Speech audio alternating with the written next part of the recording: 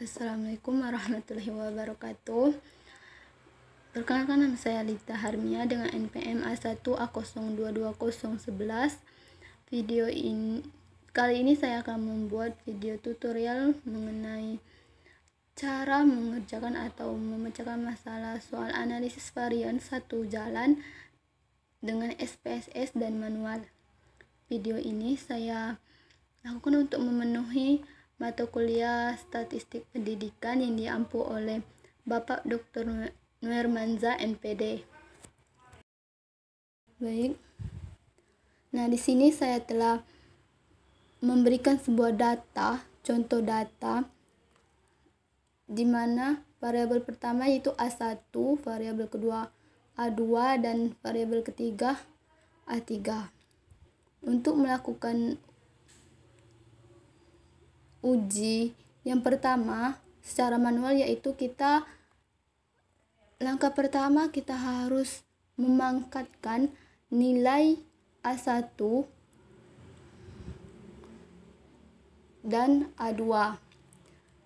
Di sini sebagai contoh 5 kali 5 yaitu 25, pangkat 5 yaitu 25, dan 6 kali 6 36.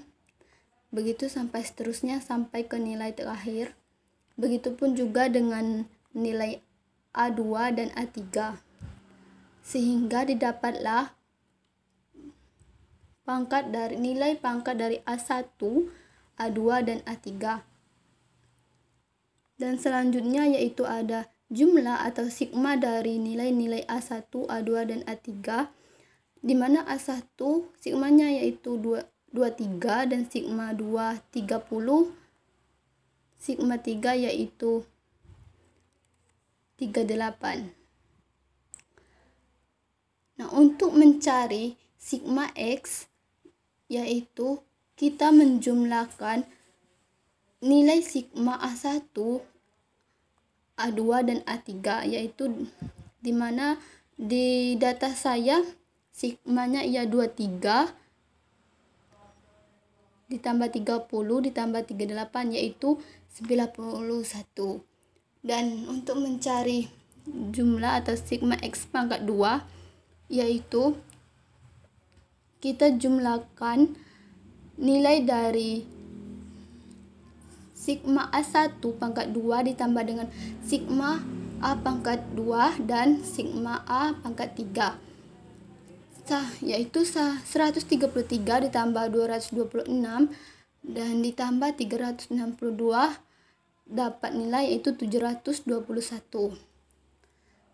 Dan langkah kedua yaitu menentukan jumlah kuadrat JK untuk beberapa sumber varian, yaitu total atau dilambangkan dengan T, antar dilambangkan dengan A, dan dalam dilambangkan dengan D, di mana N1 yaitu 4, N2 dan N3 yaitu 4. Nilai N itu merupakan jumlah dari variabel atau nilai ini, nilai dari data yaitu 4. Di sini dapat A1, nilai N-nya yaitu 4, begitupun dengan A2 dan A3. Dan sehingga NT atau NT-nya yaitu nilai N kita tambahkan N1, N2 dan N3 itu ditambahkan sehingga mendapatkan nilai NT yaitu 12. Dan untuk mencari JKT yaitu sigma AT pangkat 2 dikurang dengan sigma AT pangkat 2 dibagi dengan NT, sehingga dapat nilai 721, yaitu merupakan nilai dari sigma AT pangkat 2 dikurang dengan 91 pangkat 2 yaitu sigma AT, dan NT yaitu 12 dapat dari 12 NT ini, sehingga 721 dikurang 690,09. Nilai ini didapat dari 91 dipangkatkan terlebih dahulu.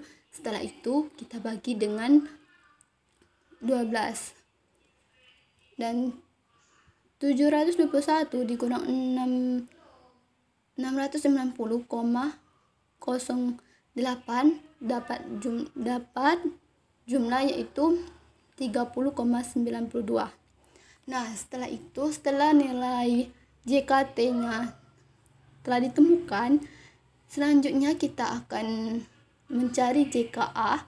Rumus JKA yaitu sigma A1 pangkat 2 dikurang N1 ditambah dengan sigma A2 pangkat 2 dibagi dengan N2 dan ditambah sigma A3 pangkat 2 dibagi dengan N3 dan dikurang dengan sigma AT pangkat 2 dibagi dengan NT, sehingga 23 pangkat 2 dibagi dengan 4 dan ditambah dengan 30 pangkat 2 dibagi dengan 4, terus ditambah dengan 38 pangkat 2 dibagi dengan 4 dan dikurang dengan 91 pangkat 2 dibagi 12.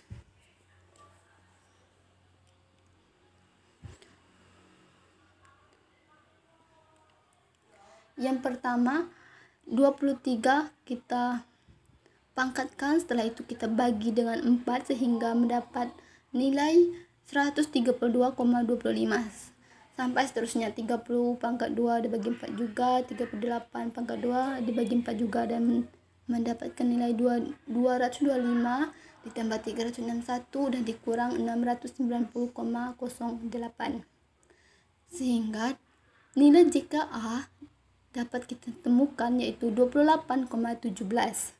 Nah, setelah itu kita mencari JKD. Nah, rumus dari JKD yaitu JKT dikurang dengan JKA. Nah, nilai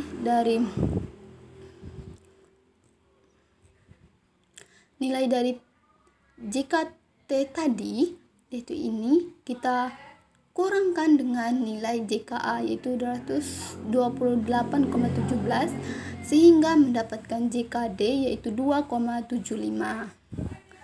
Nah, seterusnya kita mencari nilai derajat kebebasan, di mana DKT rumusnya yaitu NT dikurang 1. NT itu tadi 4, yaitu 4 kurang 1 sama dengan 3, dan DKA yaitu K dikurang 1, K-nya 3 dikurang 1 dapat 2, dan DKD yaitu JKT dikurang JKA. Nah, dari nilai dari JKT ini tadi kita kurangkan dengan DKA sehingga dapatlah DKD yaitu 1. Rumus F hitung yaitu VRA dibagi dengan VRD. Nah, nilai dari VRA dan VRD tadi telah kita masukkan 114,09 dibagi dengan 02,75 sehingga mendapatkan 5,12. Nah, selanjutnya itu menentukan nilai F tabel. Nah, nilai F tabel dapat dicari dengan menggunakan tabel distribusi F dengan probabilitas 0,05 dengan ketentuan DKA pembilang yaitu 2 dan DKD penyebut yaitu 9. Nah, untuk menentukan F tabel ini kita bisa melihat dari tabel F tabel di mana data saya ya 2,9 yaitu 4,26. Nah, langkah terakhir manual yaitu menuliskan tabelasi ragam ANOVA satu jalur. Nah, dapat disimpulkan bahwa F hitung sama dengan 5,12 lebih dari F tabel sama dengan 4,26 atau HO ditolak. Hal ini berarti terdapat rata-rata pada model pembelajaran 1 dan model pembelajaran 2. Demikian, model pembelajaran sangat berpengaruh terhadap pembelajaran ini. Nah, selanjutnya kita akan mencari atau nilai data menggunakan aplikasi SPSS. Nah, di sini telah terdapat. Nah, setelah kita masukkan datanya ke SPSS, maka akan muncul tabel seperti ini, yaitu deskriptif presentasi, di mana telah dapat N, yaitu jumlah datanya 4, totalnya yaitu 12, dan meannya di data pertama ada 5,75 dan data kedua ada 7,50 dan data 9,50. Nah, total dari mean ini ialah 7,58 dan dapat dari tabel ini dapat kita lihat pada kolom mean diperoleh rata-rata metode pengaruh 1 itu yang tadi. Nah, maka hal ini berarti secara deskriptif pengaruh 2 dan 3 lebih unggul dari pengaruh 1. Selanjutnya pada output SPSS akan muncul juga tabel test of homogen of variance.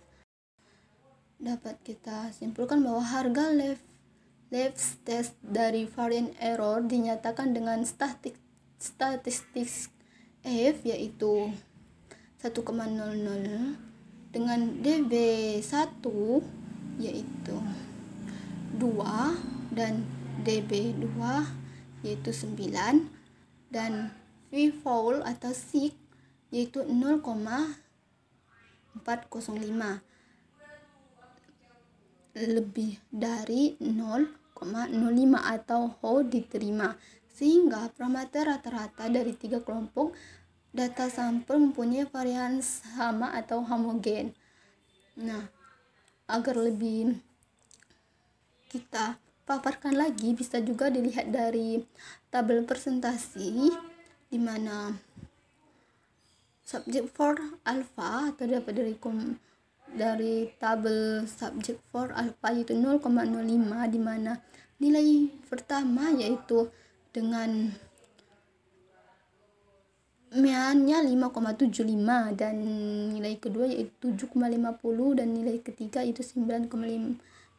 Di sini terdapat signifikan yang sama yaitu 1,00. Nah, selanjutnya yaitu dapat dilihat juga dari tabel ANOVA.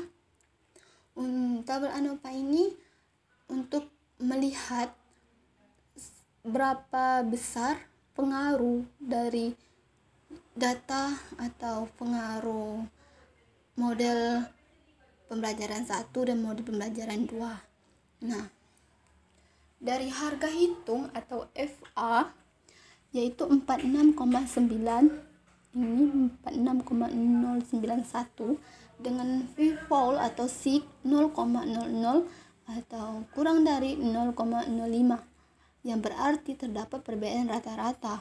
Hal ini berarti metode pembelajaran sangat berpengaruh terhadap model 1 dan model 2. Terlihat dari tabel test of between subjective effort pada kolom practice H squared. Harga F faktor antar A yaitu 0,00. Hal ini berarti bahwa faktor metode pembelajaran mampu menjelaskan atau mampu mempengaruhi sebesar 100% variance score. Nah, mungkin hanya itu yang dapat saya sampaikan pada video ini. Saya mohon maaf apabila ada salah kata maupun ketidakjelasan dalam menjelaskan video ini. Teman-teman bisa mencari referensi dari video-video lain, karena saya juga mahasiswa awal, masih perlu banyak belajar. Saya mohon maaf bila teman-teman semuanya bingung, karena juga saya bingung. Baiklah, saya akhiri. Wassalamualaikum warahmatullahi wabarakatuh.